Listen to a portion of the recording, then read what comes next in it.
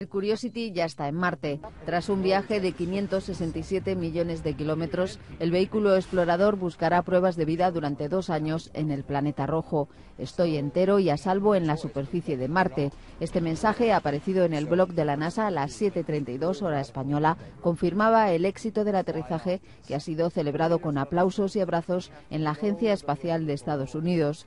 El Curiosity, que fue lanzado al espacio hace 9 meses, se ha posado en el cráter Gale tras una compleja maniobra durante lo que se ha denominado 7 minutos de terror desde su ingreso en la atmósfera marciana.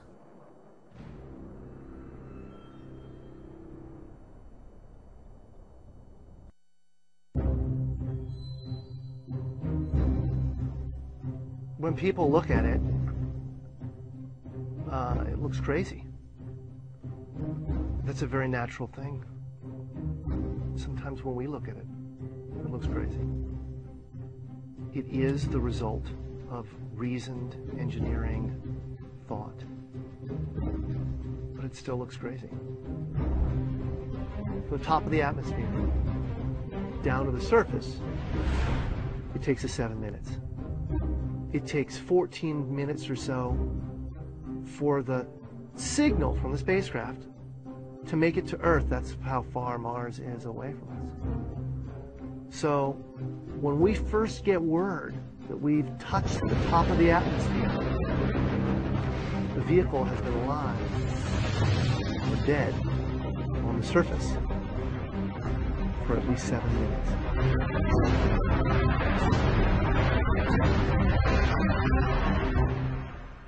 Entry, descent, and landing, also known as EDL, is referred to as the 7 minutes of terror, because we've got literally 7 minutes to get from the top of the atmosphere to the surface of Mars, going from 13,000 miles an hour to 0, in perfect sequence, perfect choreography, perfect timing, and the computer has to do it all by itself with no help from the ground. If any one thing doesn't work just right, it's game over. We slam into the atmosphere and develop so much aerodynamic drag. Our heat shield, it heats up and it glows like the surface of the sun. 1,600 degrees.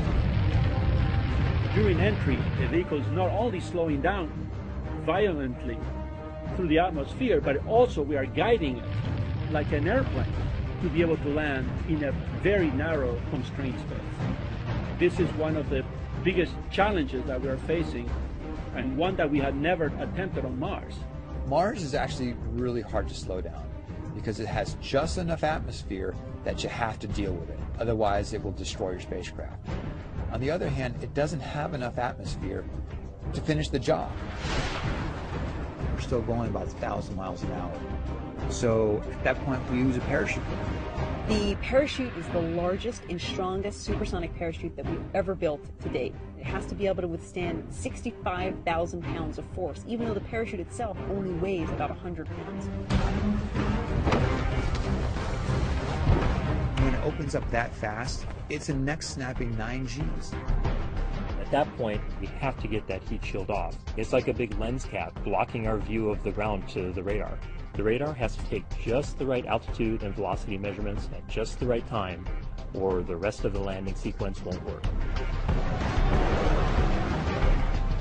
This big, huge parachute that we've got, it'll only slow us down to about 200 miles an hour. And that's not slow enough to land. So we have no choice, but we've got to cut it off and then come down in rockets. Once we turn those rocket motors on, if we don't do something, we're just going to smack right back into the parachute. So the first thing we do is make this really radical divergent maneuver. We fly off to the side. Diverting away from the parachute, killing our horizontal velocity and our vertical velocity, getting the rover moving straight up and down so it can look at the surface with its radar and see where we're going to land. And we head straight down to the bottom of a crater, right beside a 6-kilometer high mountain. We can't get those rocket engines too close to the ground, because if we were to descend propulsively with our engines all the way to the ground, we would essentially create this massive dust cloud. That dust cloud could then go and land on the rover. It could damage mechanisms and it could damage instruments. So the way we solve that problem is by using the sky crane maneuver. 20 meters above the surface, We have to lower the rover below us on a tether that's 21 feet long and then gently deposit it on its wheels on the surface. As the rover touches down and is now on the ground, the descent stage is in a collision course with the rover. We must cut the bridle immediately and fly the descent stage to a safe distance from the rover.